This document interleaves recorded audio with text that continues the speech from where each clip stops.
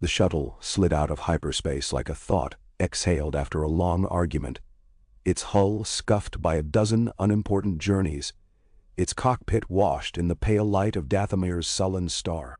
Obi-Wan Kenobi sat with his hands resting palms up on his knees, the way he did when he was forcing himself not to reach for the controls, or the calm, or the comfort of constant checking.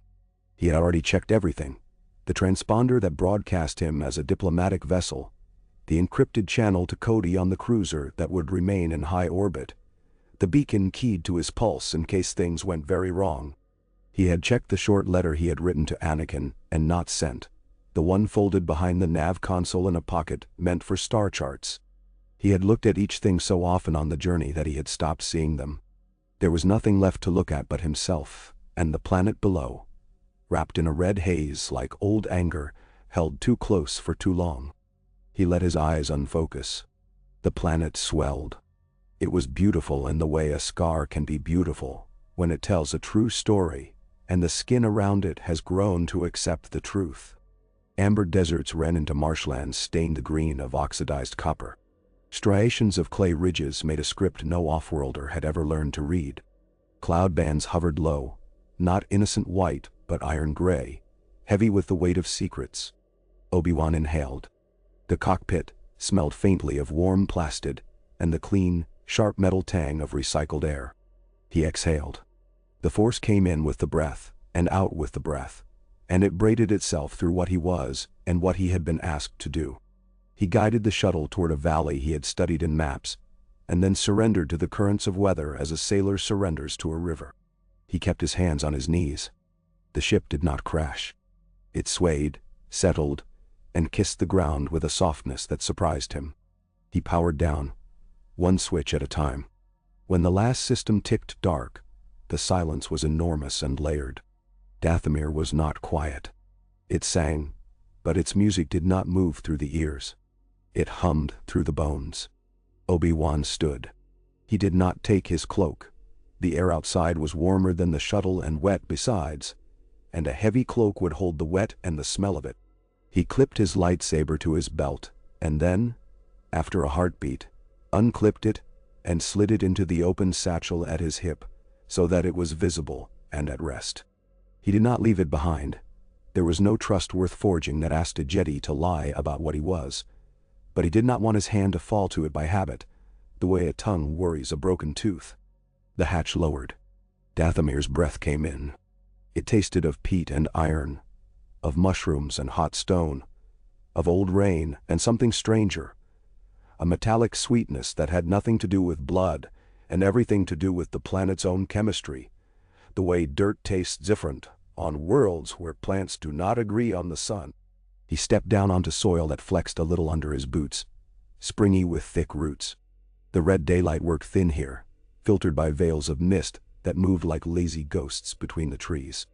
The trees themselves were not trees at all, but great columnar ferns whose stacked fronds made roofs. Things chittered in the dimness. A bogwing's leathery flap cut the air high above, then stilled as it rode some climbing thermal he could not feel. A figure slid out of the mist, as if the mist had decided to pretend it was a person. She was not tall, but she stood like height had ever been irrelevant. Gray-green paint streaked her face in deliberate lines that turned her cheekbones into weapons. Her hair was braided into a crown. Whorls of bone and polished seed pods made music when she tilted her head. She carried a staff of black wood capped with a shard of obsidian that had been kissed by lightning once and never forgot. Obi-Wan did not bow. He did not reach for the formal seal he carried, stamped with the sigil of a war that should not have come to this place. He did not speak.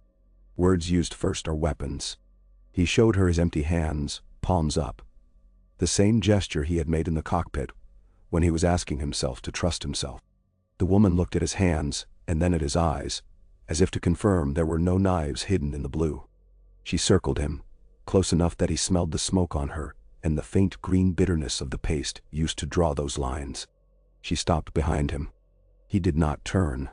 "You are the one who does not die," she said at last, her basic precise and unmusical. "They say you have been killed 3 times and keep standing. People tell stories when they do not know." His voice sounded like Coruscant at dawn, slow, formal, unwilling to admit it could be tender. She stepped in front of him again. "And you have come alone?" "Yes." "You should have brought your army. It would be easier for us to count you." "I have not come to be counted." "You have come for a treaty," she said, and the word landed the way seed lands in a place where it will not sprout, correct and pointless. "I have come to listen." This, finally, made something stir in her eyes. Not respect. Respect is too heavy a word to be worn at first meetings. But interest, the kind a predator has when a small animal does not bolt, and the kind a scholar has when a book opens to a page that had been sealed together. She lifted her staff a little, not to threaten. The obsidian caught a line of light. "Mother will decide what you hear. Follow." They moved into the thicker fog. The red daylight thinned and went strange. Colors changed their minds. The ground climbed and fell in long, slow waves like the backs of sleeping beasts. Obi-Wan let the rhythm of the woman's steps teach his feet where to go. Once his boots sank into a patch of moss that looked solid and was not. The moss sighed and released him like a disappointed host. Once he thought he saw a person in the corner of his vision, and when he turned there was only a standing stone with a split down its center, and a line of char running from split to earth. The woman did not explain. It would have been an insult to ask. In time that could not be kept on a chronometer, the mist thinned and then tore like cloth, and they were in a clearing bright enough to make his eyes narrow. The light was wrong. It did not fall from the sky but rose out of the ground, a wet green luminescence that came from bowls, sunk into the soil, and from strands of something like moss, strung between posts of weathered bone. The bone was too big to be human. Obi-Wan did not inventory it. He did not want to know which animal had yielded ribs that long. Women moved across the space in lines that were not lines, in patterns that were not any pattern he knew. They were painting. They were carrying jars. They were singing in voices without vibrato. They were ignoring him with a thoroughness that meant they had decided he belonged to the air. A platform of woven fiber hung from 3 great posts, like a raft, stopped in mid-fall through a river. A woman stood on it, abreast of him, and he knew without needing to be told that this was mother, not mother like the word the young use when they need comfort, but mother like the word a valley uses when it names the mountain that keeps its weather. She wore a mantle of raven feathers that had never decided whether they were black or blue. Her face was bare of paint. The skin around her eyes had the gentle looseness of someone who did not sleep often and did not need to. She had hands like a musician or a surgeon, the hands of someone who understands that power is a fine motor skill. Obi-Wan Kenobi. She said, and his name sounded different when she said it, as if she had removed a syllable he had not known was in there. "So much of your order is noise. You are quiet." "Our order is quiet," he said. "It is the galaxy that is loud. Your order is not here. You are here." She lifted one hand. "Are you as quiet as you pretend to be, Jedediah?" "I try. Trying makes noise." She stepped down from the platform. He did not see the step, but only that she was now near, and the feathers breathed when she moved. "We have seen you in the smoke. We have seen the other one, the bright one with the broken leash. We have seen the shadow with the red hands. We have seen the old one who speaks backward on purpose. We have seen a city of knives in the sky. We have seen rivers running wrong." Then he let those images pass through him like wind through a net. Prophecy is a language the future writes in its sleep. When it wakes, it forgets to speak. Your words are polished. You can set them on a shelf, and they will reflect light. Her mouth made almost a smile. "We prefer things that stain." He showed his hands again, palms up, without meaning to mirror the first gesture, but finding himself there anyway. "I have come to be stained then." Only, and here his mouth outpaced his training, "there are some parts of me I cannot give you." Mother's head tilted. The raven mantle breathed. "We do not bargain for bones." She reached out then, and took his wrist without warning. He did not pull back. Her thumb settled over the blue-green roads under his skin. Her eyes closed. A slow breath. The hand released him. "You do not lie," she said. Not approval. A fact. Like saying the ground is damp. I try not to. He could feel the ghost of her thumbprint, long after her hand was gone. You will not be asked to lay down your weapon, she said without looking at his satchel. But while you are inside our circle, you will not take it up unless one of ours takes it up first. We have a thread that sours metal when it tastes anger. You will let us tie it around your wrist. And I will. And you will sleep inside the ground tonight. And if the ground asks you a question, you will answer. I will answer if I understand the question. Good. She faced the woman who had brought him. Kaya, bind him. The young woman, Kaya, wrapped a cord around his left wrist, snug but not cutting, the cord's fibers warm and faintly sticky as if they were alive. When she tied the knot, it drew itself into a shape that looked like it had always been there. Obi-Wan flexed his fingers. The skin along his palm tingled as if the hand had fallen asleep and was waking to a place it had not been expected to find. He had the absurd sense that if he reached for his lightsaber with anger, the thread would taste it and the saber would sulk and refuse to sing. Mother turned away without ceremony. Feed him, she told no one in particular. Then he will go under. They gave him a bowl of something that tasted like the smell of the valley. Mushrooms and smoked roots, a grind of seeds, the lilt of pepper. He ate. He did not ask for water. Water found him as a gourd dipped into a cistern whose surface wore a delicate skin of green. He drank and felt the cold in his teeth. He sat on the ground because there were no chairs, and because a chair would have felt like a request for a rank that had no place here. Women stepped around him, over him. A child whose hair stuck out in 6 directions and wore a charm made from a polished beetle stared at him with grave concentration and then laughed as if she had decided his ears were ridiculous. Kaya came for him when the valley's light had shifted from wet green to something like bruised gold. She led him beyond the clearing, through a grove where the trees were not ferns, but columns of petrified something with spiral bands, as if they had grown like shells. The ground fell away into an opening, a mouth with stairs that went down. There were bone wind chimes hung all along the entrance, their notes tempered to be more felt than heard. She touched the first, and it made a sound that was a permission. He followed her into cool air. The passage smelled of stone left alone a long time, of old smoke, of the human smell of sleep. Flickering at intervals were lamps, no flame, just bowls of a substance that glowed like things glow on the floors of deep oceans. Cells had been carved into the walls, shallow hollows lined with quilted moss.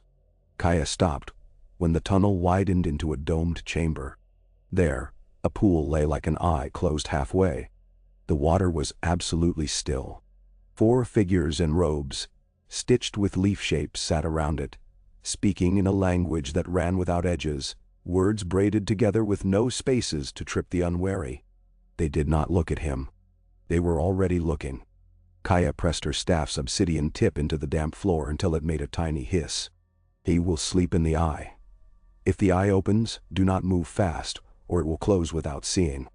Obi-Wan nodded. His throat was dry again. He did not know if the dryness was fear, or if the underground had a way of drinking moisture through the pores of your thoughts. He slipped off his boots. The stone was cool. He stepped into the pool, and the water did not ripple. It enveloped him with infinite patience, rising to his calves, his thighs, his hips, his ribs. When he submerged, it did not cover him. It did not need to. There was no sensation of floating. There was only the sense that weight had been redistributed, that the parts he had taken to carry on his shoulders were being held by something older and kinder than gravity. He closed his eyes. The first thing he remembered was a smell. Orange blossoms in a courtyard, on Coruscant, hammered thin by sun. The sharp sweetness startling among stone and hover traffic, and the far-off vowl of airspeeder lanes. He had been very young. He had stood on a bench to reach the flowers, and been so careful not to bruise what he loved that he had felt his body hold its breath. A hand had come to steady him under the elbow.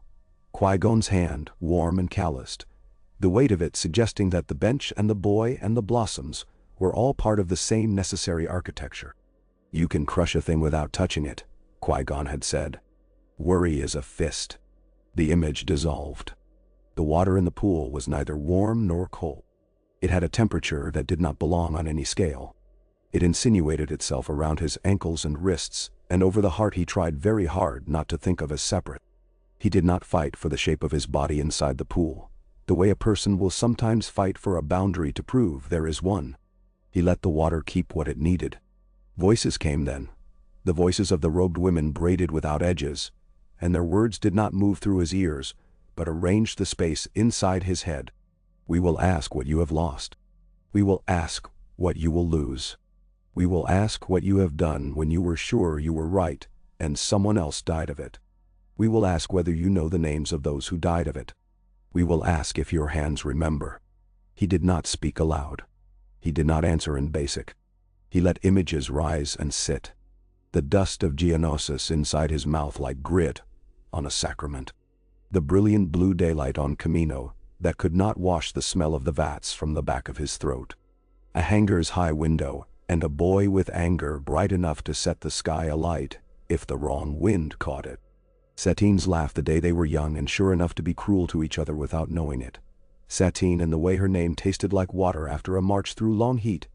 Satine and the clean pain of choosing what is large when the small is the only thing that keeps a person from breaking. A hooded figure with a face tattooed like a map to a place no one should go. And the way his own knees had bent without being asked when the red blade ignited. He did not push those images away. When one tried to become a shape that could speak, he let it speak. I am trying. I have always tried. It is not enough. It is the only thing. The water moved then. Not much. A little. Enough.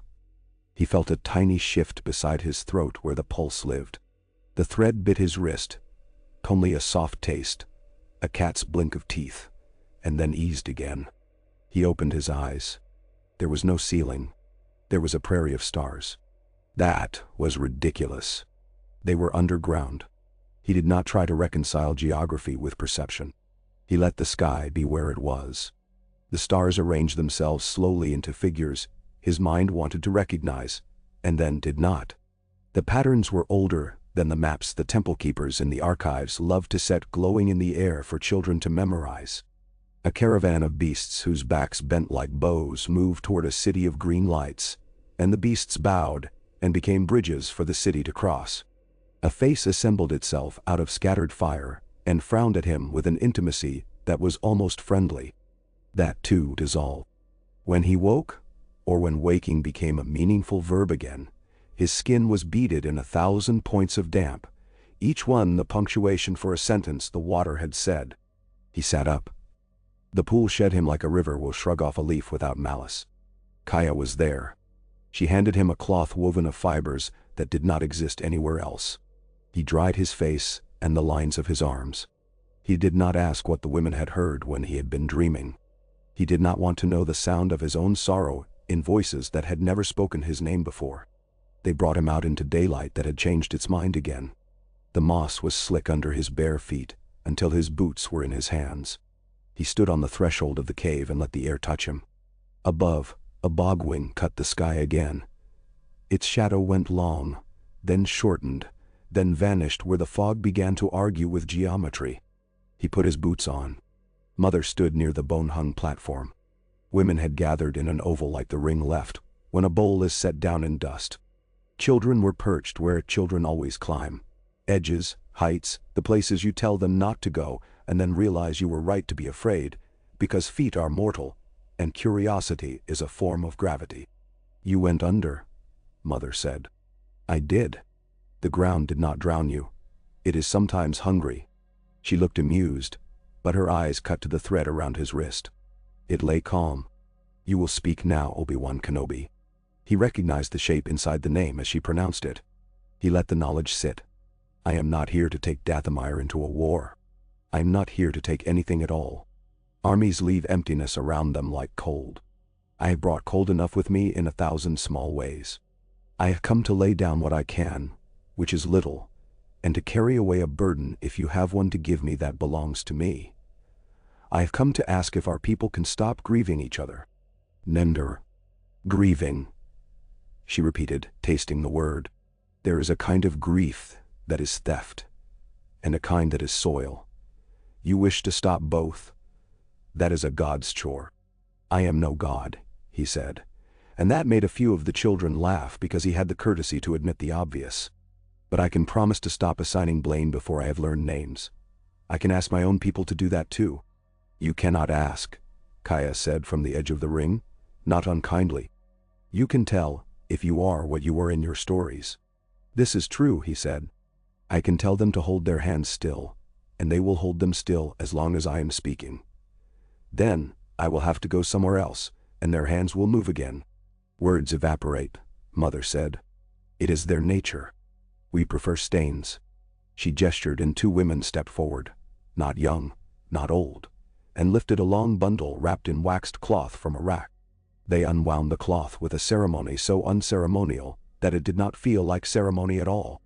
Inside was a blade, not metal, but stone polished until the air slid off of it. Its edge trembled like heat haze in desert air. Obi-Wan did not reach for it. The women held it for his eye, and not his hand. This once belonged to a man who believed he could finish the story by cutting its page, Mother said. He was wrong. The page multiplied. The cutting was only a way of drawing. Your order and mine share this mistake as an ancestor. We think ending is control. Ending is a change of tense. She inclined her head at the blade, then flicked her eyes to his satchel. You carry your own ending. I respect a tool that sings when it is asked to. I will not teach our girls to be surgeons with stone, she went on. You will not teach your boys to be surgeons with light while you are here. They will bring us their broken things, and we will see what can be mended. We will bring you our broken things, and you will see what can be mended. We will not ask each other to mend our gods. Then Dao. He felt something unclench that he had not realized belonged to the muscles at the back of his heart. The girls, he said. And the boys. We name what we have.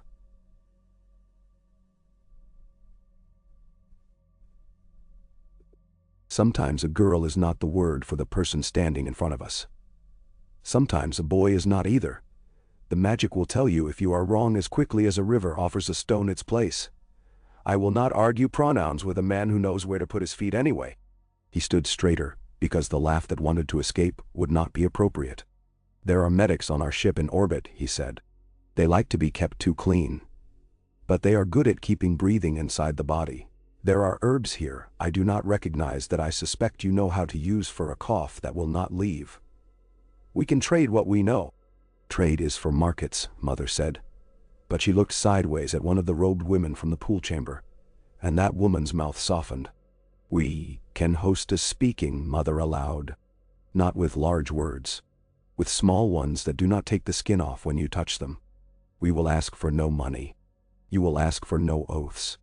If a man comes in armor, he will leave it outside, or we will hang herbs on it until it rots. And I can agree to that.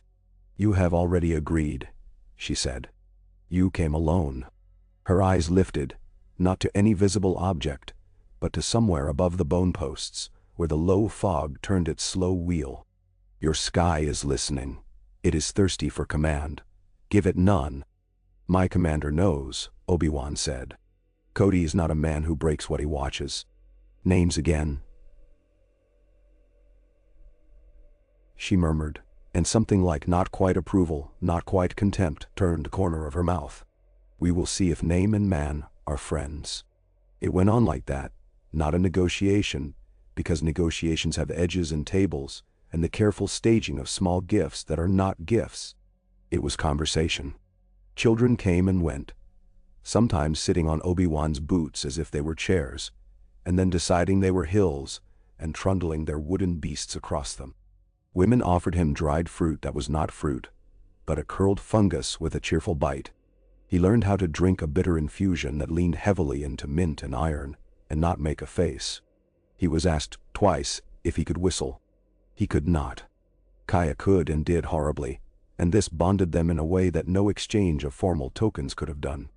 When the sun, such as it was, decided to present a late, slow fire through the clouds, someone thrust a bundle of reeds into his hand and showed him how to plait their edges into a basket with a base, unashamed of being imperfect.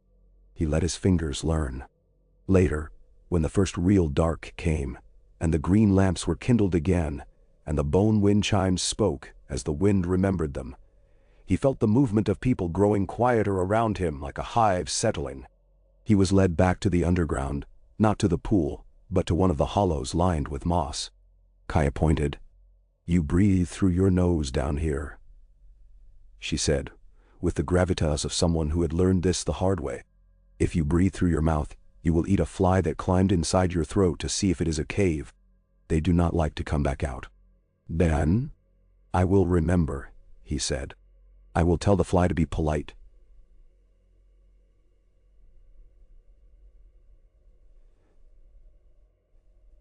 She said first, and then allowed the smallest smile so that he would know it was a joke and not a threat. "You do not snore, do you?" "I have never been told that I do."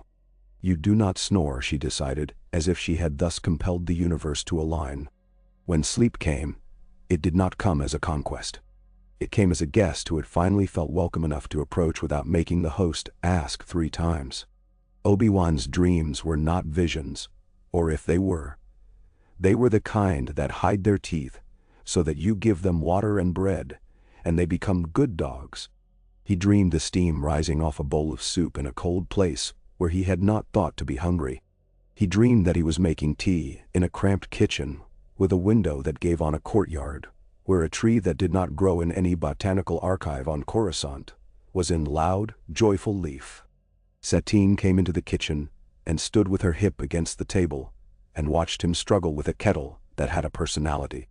He could not see her face, only her hands, long and articulate, and the small scar across the knuckle he remembered and would never stop remembering. She did not speak. Neither did he. It was better than any speaking. He woke with a sense of having been forgiven for something no one had thought to accuse him of. The air underground was cooler than it had been before sleep. He walked out into morning that was more gray than gold, and stood at the edge of the clearing to stretch his back. The night's dew had strung every web with 1,000 beads. The valley looked dressed for a wedding it had decided could be a good idea after all. Cody's voice touched the edge of his mind through the quiet calm they had arranged. It was less a voice than the sense of a gaze that was careful and unintrusive, and slightly harassed by the fact of proximity to anything resembling patience. "General," Cody said, "your signal suggests you are upright and composed." "I am. Do you require anything?" "Send down the med teams," he said. "Not in armor. No blasters. Packages only. We will bring up what we learn, and you will keep the sky from thinking for itself." "Done." "Understood." Cody did not sound thrilled about the armor detail, but he also did not sound as if he would argue. "You have neighbors, sir." "We are guests," Obi-Wan said, because the word reminded him of how to stand. The medics arrived without the theater armor sometimes demanded. A small team, 3 humans and a Sullustan, who had a way with bandages that would make them write songs on worlds where bandages are a kind of poetry. They walked slowly, stopped often, knelt to look respectfully at whatever small altar had been placed at the base of a standing stone and stepped around it with an apology. They did not speak loudly. One of them, Leah, a woman who had once set a broken arm on a transport that was shaking itself to pieces, and had done it with a calm that had made an entire squad discover they could exhale, stopped dead when she saw a rack of dried sticks and asked gently what plant that was and what did it ask for. "When you boiled it." The woman she asked, a healer with hair cut close and eyes, the same pale brown as the reeds by the river, said its name in Dathomiri, and then in Basic, and her mouth did a small satisfied thing when Leia repeated it correctly and wrote it down. They began to work with the quiet diligence of people, for whom making a breath easier is better than victory. A child with a scald on her shoulder, the blister already opened by someone with efficient hands, was given a salve that smelled of mud and mint and stopped crying like a switch had been thrown, then laughed at the way the chain of a stethoscope was cold. An older man with a cough that had been his companion for 3 winters was taught to sit a certain way to ease the pressure on his chest and given a tea that would thin what needed thinning. Obi-Wan watched the trade of small expertise, this plant for that pressure point, this binding for that posture, and felt the ground under him tilt an infinitesimal degree toward a slope where water could run. Not everyone was pleased. A woman with sharp cheekbones and a tear of white paint down her chin like a scar the world had granted too late planted herself like a blade in front of the medics and said, "These are soldiers in soft skin." "They are medics," Obi-Wan said. "They are the least interested in fighting of anyone I know." "You say that because you do not know us," she said, and her eyes had that fevered shine that comes when grief and belief decide to hold hands and run for the cliffs together. "You come with polite hands, Jedi. Your politeness rides on the back of ships with teeth. Your order takes girls. The city in the sky takes girls. It cuts their names off and gives them numbers." "It does," he said. "I have watched it do that. These are still medics." Her breath hitched with the surprise of his answer. Anger is a machine built to receive the same response and work harder every time. When the machine is handed the wrong piece, it shudders. "You say, 'it,'" she said, voice lower, as if she were trying not to break the thing she had been about to hit him with. "You speak of your order as if it were not also you." "Both can be true," he said. "I wish they were less true." "You wish," she said, thoughtful now, dangerous in a different way. "We do, too. Wishing is the first stupid stone in a long, stupid wall. It keeps some wind out." Kaya slid between them with a grace that had nothing to do with appeasement. "Marin," she said to the woman, "do you want your cousin's cough to stop drowning him, or do you want it to have the dignity of going on its own?" Marin's mouth jumped. It was not a smile. It was the opening of a door a few centimeters so someone inside could see who knocked. "My cousin," Marin said, "can drown noisily, so the rest of us remember to breathe. And who will plat baskets for the market if he is busy remembering?" Kaya said, utterly unafraid, and turned away already because she knew the argument had moved, and because she could not be asked to stand forever guarding a door no one had walked through yet. Obi-Wan found himself following that argument in his mind, while his body helped someone lift a jar and set it on a shelf. It is not the best use of a Jedi's posture to be a pair of hands. It is sometimes the only honest one. He stood inside that humility and let it hold. At midday the sky broke. Not with rain. With a wind that arrived as if someone had called it by its childhood name and reminded it of a promise. It came down the valley with the suddenness of a slap and the generosity of a friend who brings soup without asking if you are hungry. It made the bone chimes shout and the green lamps gutter and the racks sway. Someone shouted, not in fear, in surprise. And then several someones shouted in fear because a rack of drying herbs fell and the brass hooks it had hung from went like summer hail straight into the air. Obi-Wan did not think. His hand went to his satchel by an old path and would have found the saber and ignited it to bat the hooks away with 100 gentle taps. The thread bit his wrist. The bite made the skin sing. He stopped. He turned instead and reached with his hands. He was a Jedi. He was also a man with arms.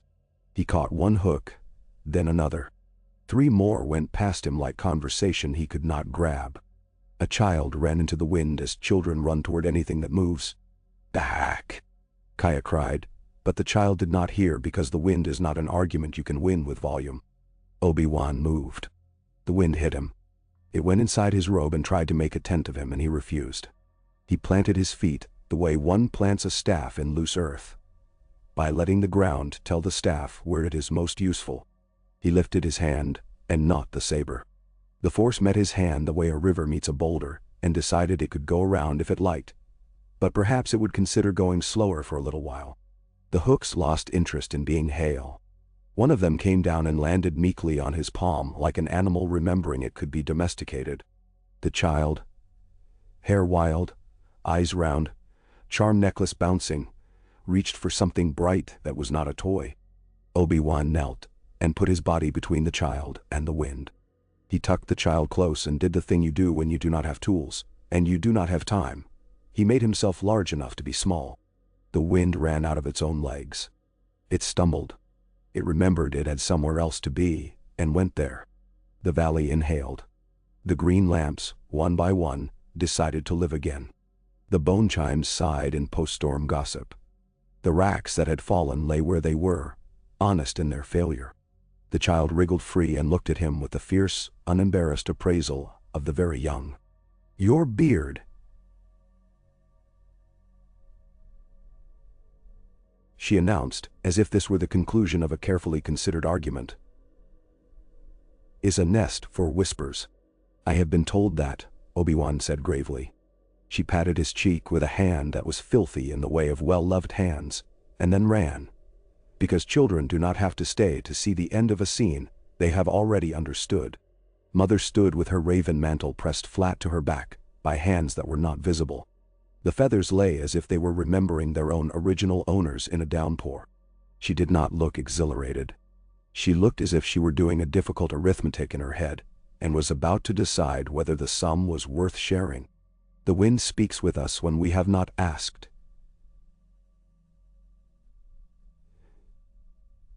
she said, her voice so level that it made the quiet more quiet. "Sometimes it forgets we do not have wings."